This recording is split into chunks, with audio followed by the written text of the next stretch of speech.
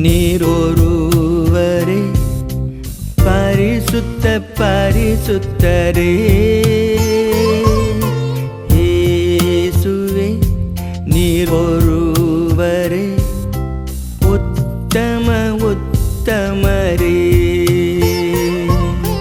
இயேசுவே நீர் ஒருவரே வல்லவ வல்லவரே.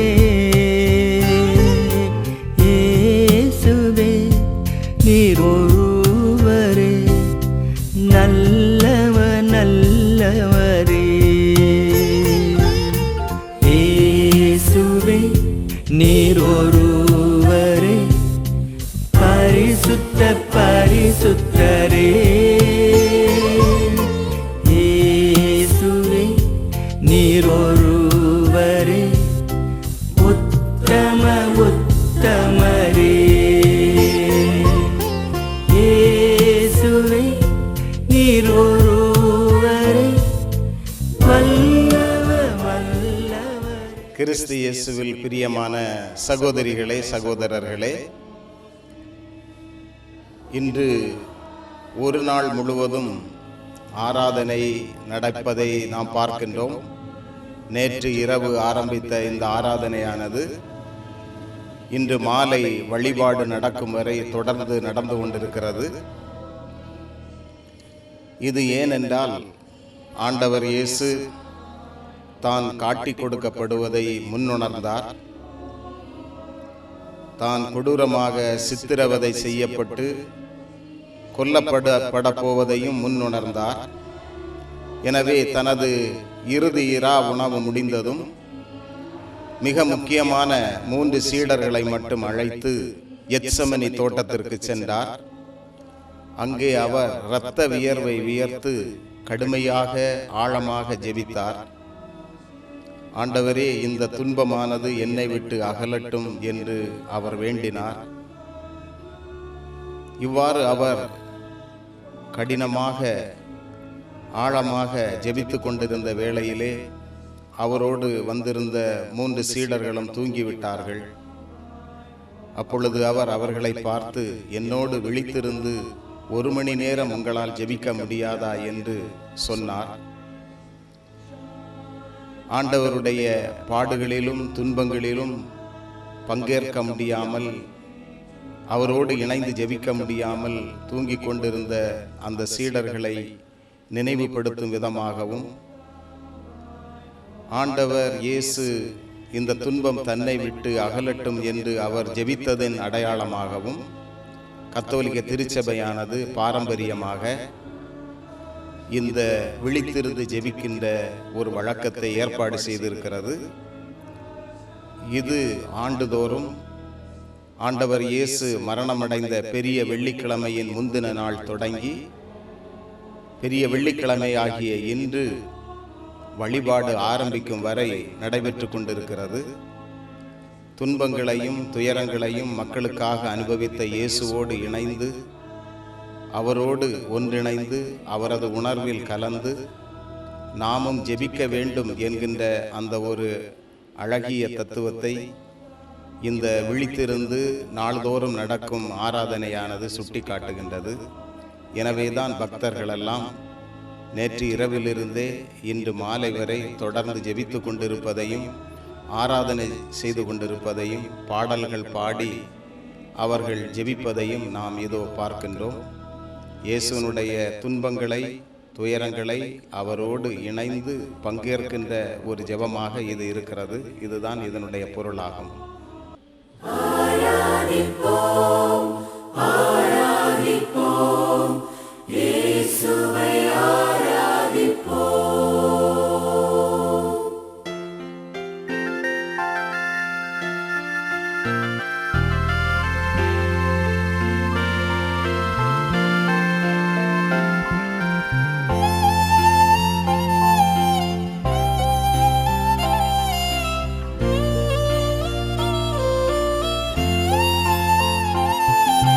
இயேசுவே நீர் ஒருவரே பரிசுத்த பரிசுத்தரே.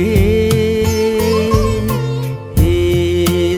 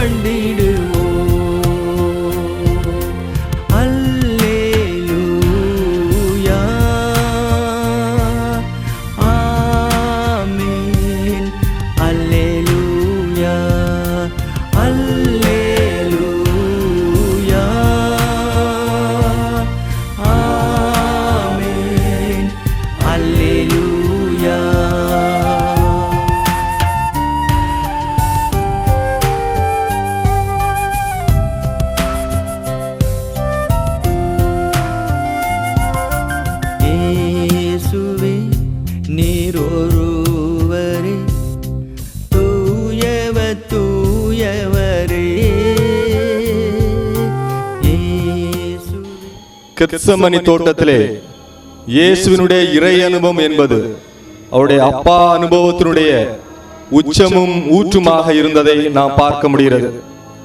இயேசு தன்னுடைய இறையாட்சி பணியை தொடங்குவதற்கு முன்பாக, திருமுழுக்கை அவர் யோவானிடமிருந்து பெற்றுக்கொள்வதற்கு முன்பாக, அவர் இறைவனை தன்னுடைய அப்பா என்று ஆழமாக நம்பினார். இறையாட்சியின் கனவை நனவாக்குவதற்காக 40 நாட்கள் அவர் பாலை நிலத்தில் தனிமையாக இருந்து தன்னுடைய அழைப்பை ஆழப்படுத்திக் கொண்டார். அப்பா அனுபவத்தினுடைய அந்த ஒரு சுவையை அவர் சுவைத்து அறிந்தார். எனவேதான் இறையாட்சியை அவர் ஆழமாக புரிந்து கொள்ள முடிந்தது. இறையாட்சிக்காக தன்னையே முழுமையாக அர்ப்பணிக்க முடிந்தது.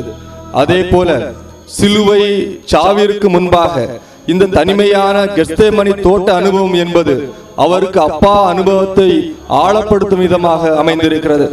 இந்த ஒரு இறப்பை ஒரு அழைப்பாக எடுத்த ஒரு அனுபவமாகவும் இந்த கெத்செமனி தோட்ட அனுபவம் இயேசுக்கு அமைந்திருந்தது. எனவேதான் தனிமையாக விழித்திருந்து இறைவனிடம் மன்றாடுங்கள் என்று தன்னுடைய சீடர்களையும் அவர் அழைப்பு விடுக்கிறார். சீடர்களோ இந்த அழைப்பை ஏற்றுக்கொள்ளாத வகையிலே அவர்கள் தூங்கி போகிறார்கள். அழைப்பை யார் உண்மையிலேயே அறிந்து ஆழமாக அதை புரிந்து செயல்படுகிறார்களோ அவர்கள்தான் இறையாட்சியின் விழுதுகளாக, இறையாட்சிகளின் விதைகளாக இருக்க முடியும் என்பதை இயேசுனுடைய அனுபவம் நமக்கு சொல்லுகிறது. இயேசு தனிமையாயிருந்து ஜெபித்து சிலுவை சாவை ஏற்றுக்கொள்வதற்காக தன்னையே அவர் ஆயத்தப்படுத்துகின்ற ஒரு அருமையான நிகழ்வுதான் இந்த கெத்செமனி தோட்ட அனுபவம். சீடர்கள் இந்த அனுபவத்திற்கு பொருந்தி போகவில்லை. எனவேதான் இயேசுவை பிடிக்க படைவீரர்கள் வருகிற பொழுதெல்லாம் சீடர்கள் சிதறி அடித்து ஓட்டம் பிடிக்கிறார்கள். ஆனால் இயேசு தன்னையே கையளிப்பதற்கு, இறப்பிற்கு, சிலுவைக்கு தன்னை அவர் முழுமையாக கையளிக்கின்றார். இயேசு தனிமையாக கெத்செமனி தோட்டத்திலிருந்து இறையாட்சியின் கனவை நனவாக்க வேண்டும் என்ற ஒரு அழைப்பை ஏற்றுக்கொண்டதனால்தான் அவர் தனிமையாக இருந்து கெத்செமனி தோட்டத்திலே ஜெபிக்கிறார்.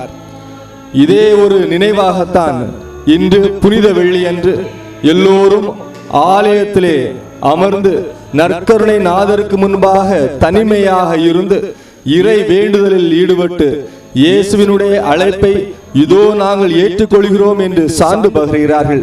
சிலுவை சாவை ஏற்றுக்கொண்ட இயேசுவை போல நாங்களும் எங்களுடைய வாழ்க்கை பாடுகளை எதிர்கொண்டிருக்க ஒவ்வொருவரும் உறுதி பூணக்கூடிய ஒரு அருமையான நிகழ்வாக இந்த புனித வெள்ளி சடங்குகள் நடைபெற்றுக் கொண்டிருக்கிறது.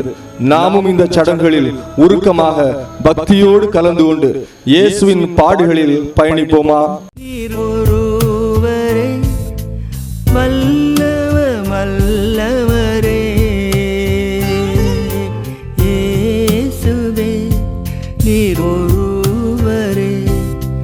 நல்லவர் நல்லவரே, இயேசுவே நீரொருவரே பரிசுத்த பரிசுத்தரே, இயேசுவே நீரொருவரே உத்தம உத்தமரே,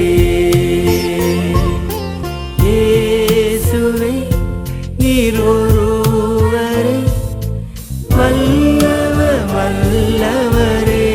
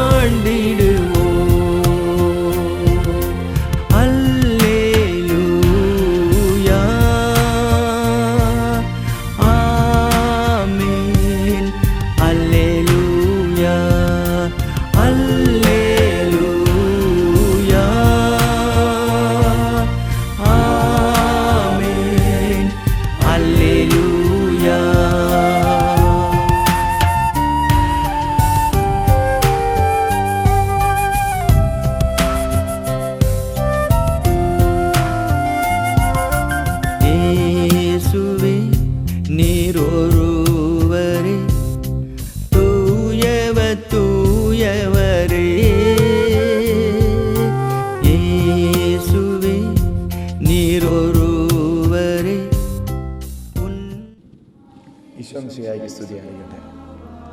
നമ്മുടെ കർത്താവായ ഈശോ മിശിഹ ഗെത്സമേൻ തോട്ടത്തിൽ വെച്ച് പ്രാർത്ഥിച്ചു. കൂടെ ഇരുന്ന് ശിഷ്യന്മാർ ഉറങ്ങി. നമുക്കറിയാം. ശിഷ്യന്മാരോട് ഈശോ തിരിച്ചു വന്ന് ചോദിച്ചു, 1 മണിക്കൂറെങ്കിലും എന്നോടൊപ്പം നിങ്ങൾക്ക് ഉണർന്നിരിക്കാൻ കഴിയില്ലേ? കർത്താവ് ചോദിച്ച ആ ചോദ്യം ഇന്ന് നമ്മളെയും നോക്കി ചോദിച്ചുകൊണ്ടിരിക്കുന്നു. ഇന്ന് ഇവിടെ കർത്താവിൻ്റെ ആ ചോദ്യത്തിന് ഉത്തരം കൊടുക്കാൻ വേണ്ടി നമ്മളെല്ലാവരും ഒന്നു ചേർന്ന് പ്രാർത്ഥിക്കുകയാണ്. രാവിലെ 8:30 മുതൽ വൈകുന്നേരം 3:30 വരെ കർത്താവിൻ്റെ സന്നിധിയിലിരുന്ന് ആരാധനയിലും പ്രാർത്ഥനയിലും ഒന്നു ചേർന്നിരുന്ന് അവിടുന്ന് ചോദിച്ച ആ ചോദ്യത്തിന് ഉത്തരം കൊടുക്കുവാൻ നമ്മളെല്ലാവരും ഒന്നിച്ച് പരിശ്രമിക്കുന്നു. ദൈവം നമ്മെ സമർത്ഥമായിട്ട് അനുഗ്രഹിക്കട്ടെ. എല്ലാവർക്കും ദുഃഖവെള്ളിയുടെയും ഈസ്റ്ററിൻ്റെയും നല്ല ആശംസകൾ ഏറ്റവും സ്നേഹത്തോടുകൂടി ഉമക്കായി വാണ്ടിടുവോ ഹല്ലേലൂയ ആമേൻ ഹല്ലേലൂയ ഹല്ലേലൂയ ആമേൻ ഹല്ലേലൂയ.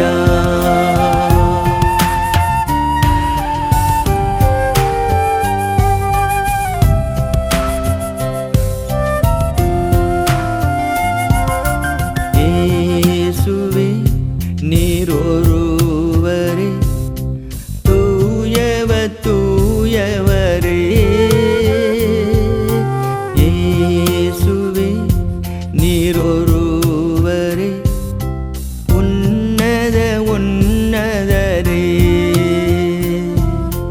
യേശുവേ നീരൊരുവരേ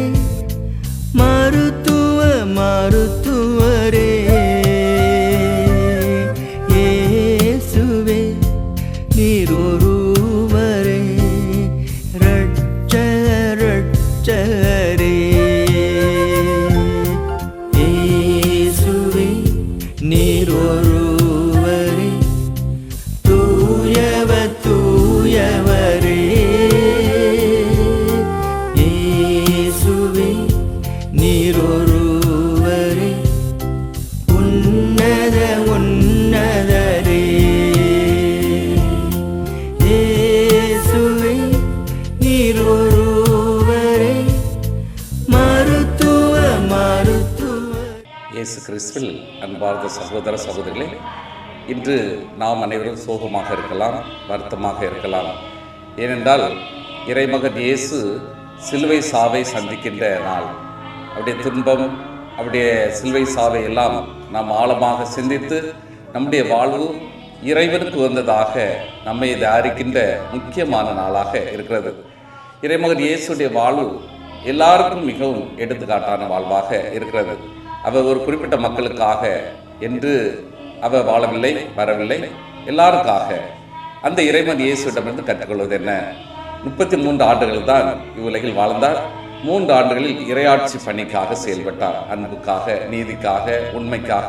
எங்கெங்கெல்லாம் ஏழை எளிய மக்கள் எல்லாம் இருந்தார்களோ அவர்களுக்கு உதவி செய்தார். பார்வையற்றோர் பார்வை பெற்றன, கால் ஊனமுற்றோர் நடந்தன, தொழுநோயால குணம் பெற்றன.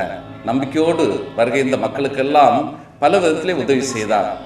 அந்த இறைமகன் இயேசுக்கு சிலுவை சாவை பரிசாக கொடுக்கின்றார்கள்.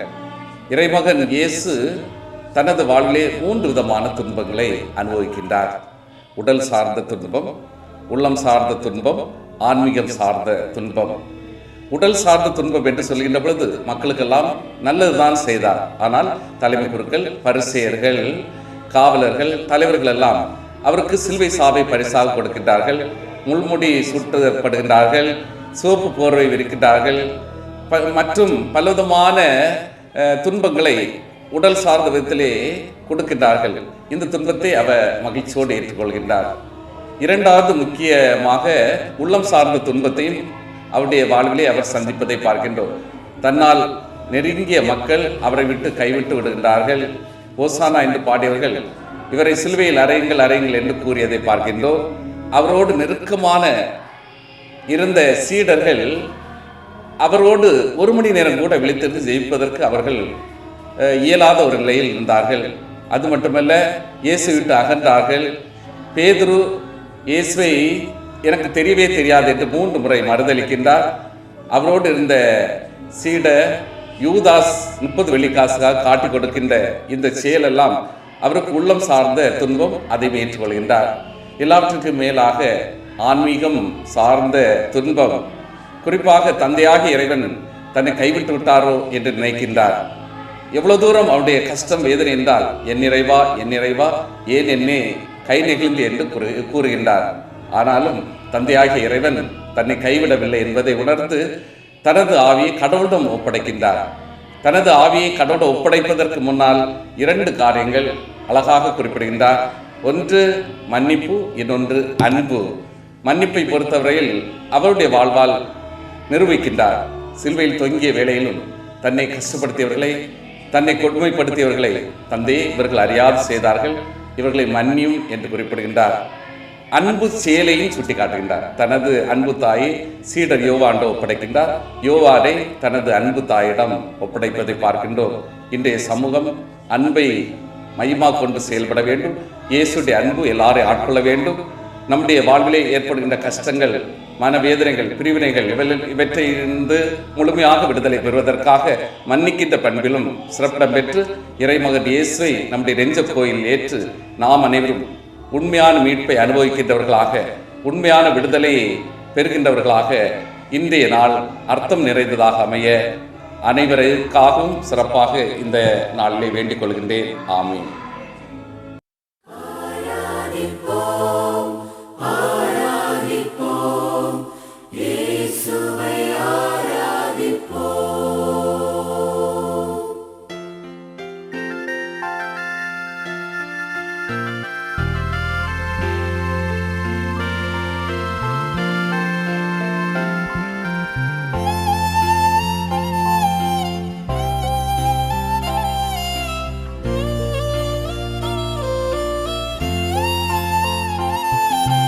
இயேசுவே நீர் ஒருவரே பரிசுத்த பரிசுத்தரே. இயேசுவே நீர் ஒருவரே உத்தம உத்தமரே. இயேசுவே நீர் ஒருவரே வல்லவ வல்லவரே. இயேசுவே நீர் ஒருவரே நல்லவ நல்லவரே. இயேசுவே நீர் ஒருவரே பரிசுத்த பரிசுத்தரே. இயேசுவே நீர் ஒருவரே உத்தம உத்தமரே. இயேசுவே நீர் ஒருவரே வல்லவ வல்லவரே. இயேசுவே நீர் ஒருவரே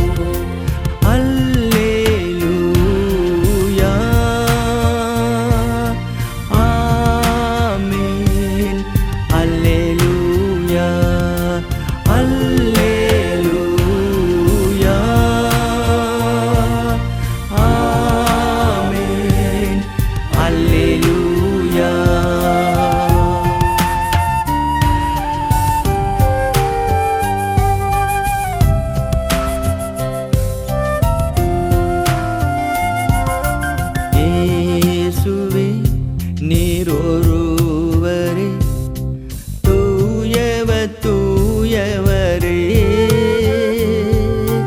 இயேசுவே நீர் ஒருவரே உன்னத உன்னதரே இயேசுவே நீர் ஒருவரே மருத்துவரே இயேசுவே நீர் ஒருவரே இரட்சகரே இயேசுவே நீர் ஒருவரே தூயவரே இயேசுவே நீர் ஒருவரே உன்னத உன்னதரே இயேசுவே நீர் ஒருவரே மருத்துவரே இயேசுவே நீர் ஒருவரே இரட்சகரே உம்மையே ஆராதிப்போம் உம்மையே போற்றிடுவோம் உம்மையே வணங்கிடுவோம் உமக்காய் வாழ்ந்திடுவோம் உம்மையே ஆராதிப்போம் உம்மையே போற்றிடுவோம் உம்மையே வணங்கிடுவோம் உமக்காய் வாழ்ந்திடுவோம் அல்லேலூயா ஆமென் அல்லேலூயா அல்லேலூயா ஆமென் அல்லேலூயா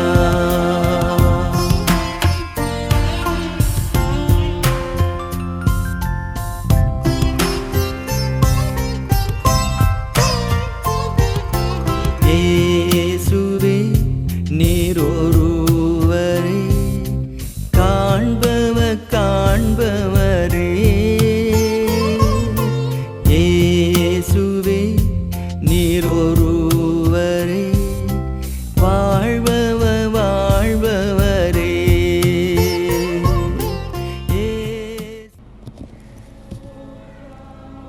பாஸ்கா விழாவின் முப்பெரும் நாட்கள் என இந்த 3 நாட்களும் கடைபிடிக்கப்படுகின்றன.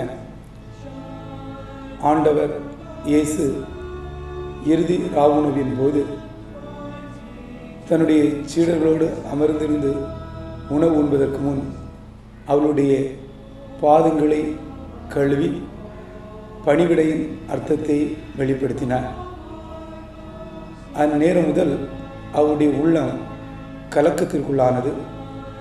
தன்னோடு இருந்து உண்டவர், ஒரே பாத்திரத்தில் உண்டவர் தன்னை காட்டிக் கொடுக்கப் போகிறார் என்பதை தெரிந்து வைத்திருந்தார். எனவே அவருடைய உள்ளம் வேதனைக்குள்ளானது. இந்த இறுதி இராவுணவு முடிந்ததும் ஆண்டவர் இயேசு கெத்செமனி தோட்டத்திற்கு சென்றார். அங்கு உள்ளம் கலக்கமுற்றவராய் வேர்வை சிந்தி ஜெபிக்க தொடங்கினார். தந்தையே, கூடுமானால் இந்த துன்பக்கலம் என்னை விட்டு அகல கிடவது, ஆனால் என்னுடைய விருப்பமல்ல, உமது விருப்பப்படி ஆகட்டும் என்று சொல்லி ஜெபித்தார். ஜெபித்த நம் ஆண்டவர் இயேசு கிறிஸ்து சீடர்களை உற்று நோக்கிய பொழுது அவர்கள் தூக்க கலக்கத்திற்குள்ளானதை கண்ணுற்றார். உங்களால் 1 மணி நேரம் விழித்திருந்து ஜெபிக்க இயலாதா என்று கேட்டார். விழித்திருந்து ஜெபிக்க இயலாதா என்று கேட்டதன் அர்த்தம், எந்த அளவுக்கு சீடர்கள் சமூக அறிவோடு இருக்கிறார்கள், தன்னை பற்றிய தெளிவோடு இருக்கிறார்கள் என்பதை உணர்ந்து கொள்வதற்காகத்தான் இந்த கேள்வியை கேட்டார். தான் விழித்திருந்தால், தான் தன்னை பற்றி அறிவை அதிகம் பெற்றிருந்தால் இவ்வாறு அநியாயமான நிலையில் அட்டூழியம் செய்கின்றவர்கள் தன்னை கொலைகளத்திற்கு கொண்டு செல்ல தேடிக்கொண்டிருக்க மாட்டார்கள் என்பதை அறிந்துதான் இந்த கேள்வியை கேட்டார். 2000 ஆண்டுகளுக்கு பிறகு நாம் புனித வியாழனை தொடர்ந்து வெள்ளி வழிபாடு வரை ஆராதனையில் ஈடுபடுகிறார். எதற்காக? இறைவன் இயேசுப்பட்ட பாடுகளை பார்த்து கண்ணீர் வடிப்பதற்காகவா? இல்லை. ஆண்டவர் அன்றே சொல்லிவிட்டார், எனக்காக அழ வேண்டாம், உங்களுக்காக உங்கள் பிள்ளைகளுக்காகவும் அழுங்கள் என்று. இங்கே நாம் விழித்திருந்து ஜெபிக்கிறோம் என்றால் அன்று ஆண்டவர் சொன்ன வார்த்தையை நினைவு கூறுகிறோம். 1 மணி நேரம் கூட நம்மால் விழித்திருந்து ஜெபிக்க இயலுமா என்பதை ஆய்ந்தறிந்து கொண்டிருக்கிறோம். இந்த 1 மணி நேரம் அல்லது ஒரு சில மணி நேரம் நாம் விழித்திருந்து ஜெபிக்கின்ற பொழுது நம்மை நாம் தேடலுக்குள்ளாக்குகிறோம். நாம் வாழ்கின்ற சமூகத்தை தேடலுக்குள்ளாக்குகிறோம். அந்த சமூகத்தில் செய்ய வேண்டிய காரியங்களை இயேசுவினுடைய பாடுகளின் பாதையில் லட்சிய தெளிவோடு செயல்படுத்த விரும்புகிறோம். அதற்காகத்தான் இந்த நாட்கள் நமக்கு கொடுக்கப்பட்டிருக்கின்றன. இயேசுவினுடைய லட்சிய பாதையில் நாமும் லட்சிய வீரர்களாக பயணித்து உலகை உருமாற்றுவதற்காகத்தான் இந்த புனிதமான பொழுதுகள் கொடுக்கப்பட்டிருக்கின்றன. நம்முடைய கடமையை நாம் உணர்ந்து இயேசு சொன்ன வார்த்தைகளின் மீது நம்பிக்கை வைத்து இந்த சமூகத்தை மாற்றுவதற்காக ஏராளமான சித்திரவதைகள் பாடுகள் நம்மை வந்தடைந்தாலும் அதில் தளராது நின்று ஆண்டவர் இயேசு கிறிஸ்துவை போன்று நல்மனம் படைத்தவர்களாக நம்மையை பலியாக்க வேண்டும் என்ற உணர்வோடு இந்த நாளில் வழிபாட்டில் பங்கெடுப்போம்.